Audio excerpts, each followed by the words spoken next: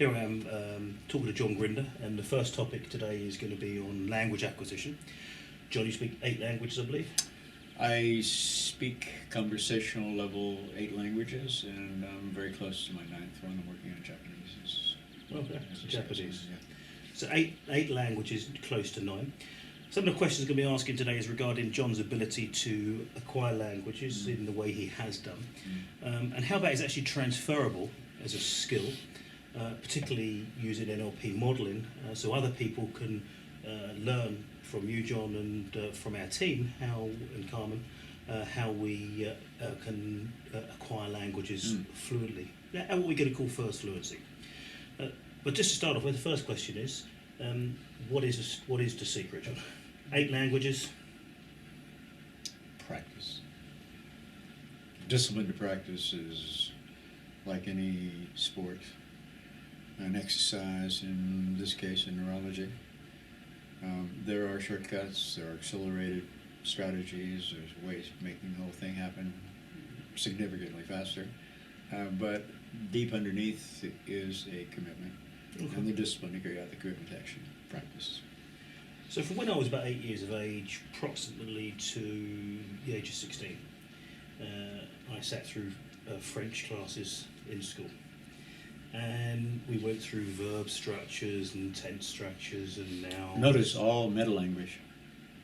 You didn't do that in French. No. You talked about French Exactly. in English. And you didn't speak French, you talked about the structure of French. Indeed. So I found myself in France. Good luck. Stuck. Having spent all these years learning French. Now, obviously, when we're young, we acquire a language rapidly. I will contest that, but Okay. let's let it pass for the moment. Well, slightly faster than my French experience. Certainly. So what would you say is the difference in the way that you have learned a language and perhaps the orthodox style of teaching it formally in the education system? Oh, well, let me comment directly on that. Somebody has done a brilliant design. The only way and the only experience in the world I've ever witnessed, including my own experience with French in high school, with a similar result when I got to Paris, the only way that we could be exposed to as much foreign language as we're typically exposed to in high school and university and not learn it is the way it's taught. This really cycles back to your question about, kids are the best learners, including at languages. Now there's a trick. What is it about children that make them so superb at the rapid assimilation of complex patterning, including language?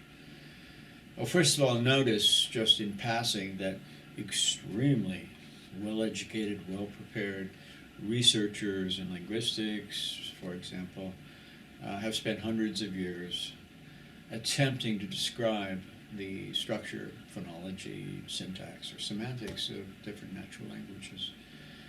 And thus far, it's been a complete failure. That is, there is not even a coherent subset of any natural language which has been successfully so described. Yet, anybody with a testable IQ, roughly 50 or above, according to these strange rituals called IQ tests, will, in a relatively short period of time, a couple of years, acquire full fluency in the language that they happen to be embedded in contextually. Chomsky has made a great exploitation of this simple observation and concludes from it something which I think has interesting value to consider, that we're wired. This is no blank slate that arrives in the form of this wailing little child, this infant, but a pre-programmed organism who has built-in filters and sophisticated inductive processes for finding pattern recognition circuitry, which makes them particularly alert to, responsive to, and competent in the acquisition of these complex things called natural language. So if we buy for a moment this particular way of thinking about it, the easiest way to describe the strategy I've employed in acquiring what I have acquired is I become a child again. Now in more formal language, technical language in NLP, This is the ability to select and sustain what we call a know-nothing state. This know-nothing state appears in our work in NLP, both historically and through up until the present, as the ability to set aside, when you choose, on demand, the knowledge base. Let's characterize it as the neurologically registered maps, internal maps, which are our best guess in making sense about cumulative experience over decades and decades. If we can learn to set that aside, we've removed one of the two differences between a child and an adult. So our current language systems. Yes. So if among all of the knowledge base we set aside is access to our native language or any language we already achieved fluency in, we've removed a source of the necessity to compare and to make congruent the incoming data stream from French, from Italian, from Tibetan, from Kiswahili, with the already registered map called, in our case, American and British English. A child, in part, is a superior learner simply because they don't have to make that comparison with material already assimilated and put into patterns. So by achieving this strange and quite, how shall I say, quite entertaining state of unconscious competency, in which unconscious assimilation of patterning can occur without any attempt to make sense of it, to understand it, and certainly with no requirement for comparing the input data stream full of patterning with patterns that we've already registered in our database. This comes in really a strong form, of course, in language learning. You asked me, and I gave you a response, how is it that people don't learn languages given the academic approach that's offered? I've already made my comment about it. One specific way in which that is true, of course, is just the phonological targets. You mentioned French. I also had several years of French from a teacher who didn't speak French. So we spent all our time at the middle level talking about the structure of French and then memorizing certain dialogues. That was about as far as we got. His, turns out his phonology was completely flawed. So much so that I had what is a very typical experience when I first arrived in France, in particular in Paris, where I trotted out my best attempts from these 2 years of studying French to communicate. And the consistent response was, pardon? And it's not, the French have style. This is one of the things that I find really attractive about the French. They even have styles that I don't find attractive, but the fact that they have the freedom, it's almost like a birthright, as far as I can tell for the French, that you have the choice of developing your style. And people are quite tolerant is too strong a word, quite accepting of these individual variations. It's as if everyone has a right to choose a style, whether it's attractive or not. It's an evaluative proposition, but the right's there. So you will find them quite accepting of this. At the same time, of all of the languages I've had any experience in, French has the tightest phonological targets. Mm-hmm. You hit those vowels or you miss them, and if you miss them, it just doesn't work. So that will not come from textbook learning, that will only come from the experiencing of direct being experience around of native French speakers. Of being immersed in the flow of French by native.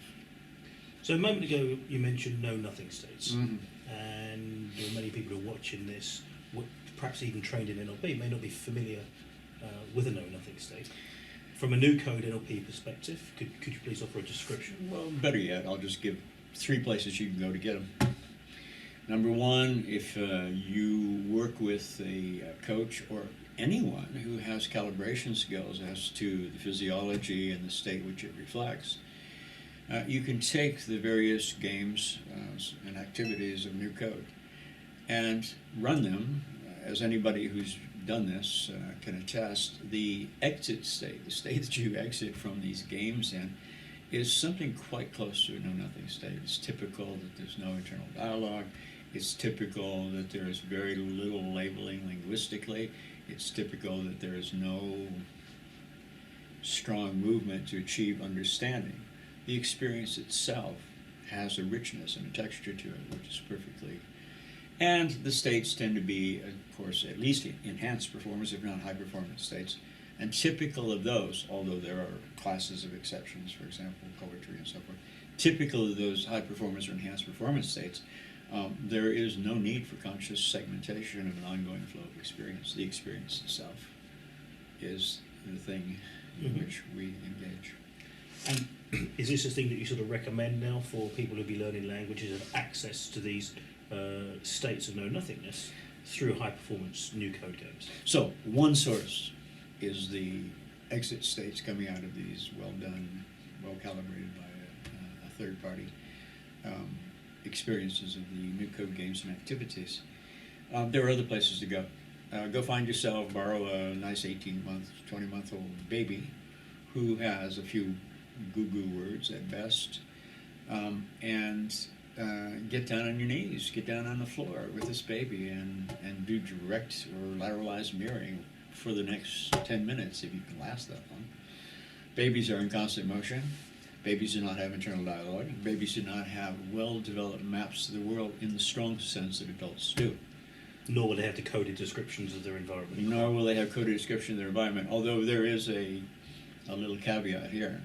As you know, my daughter and her husband, people look on My Baby Can Talk, have created, there's several versions of this out in the world now, they themselves have created DVDs which teach infants starting between 7 and 8 months how to sign.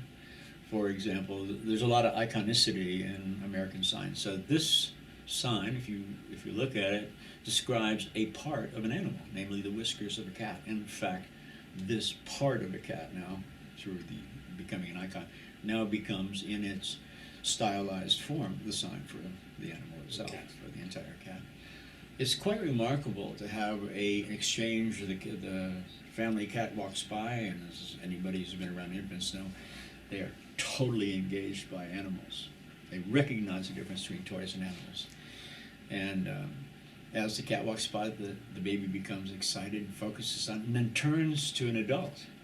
And if they have been afforded the opportunity to develop sign, they will then sign what it is that they see and register. So this is the naming function. This is the most fundamental piece of language, natural language anyway. But then they will look at you, and if you're in the game, then of course you can repeat, and the communication is quite complete.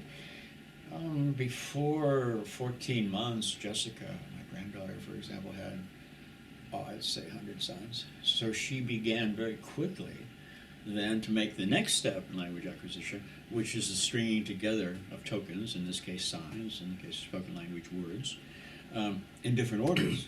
With different Predominantly nouns. meanings. Predominantly nouns? No. Okay, nouns and verbs. For nouns and verbs. It's a nice mix.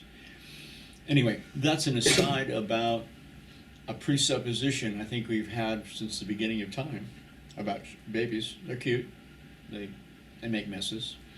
They make funny sounds and faces, and they're constantly smiling if they catch your eye. But the idea that they are capable, let's say at 7, 8 months, of organizing themselves to comment on their internal states, thirsty, hungry, or on external events like the cat walking by.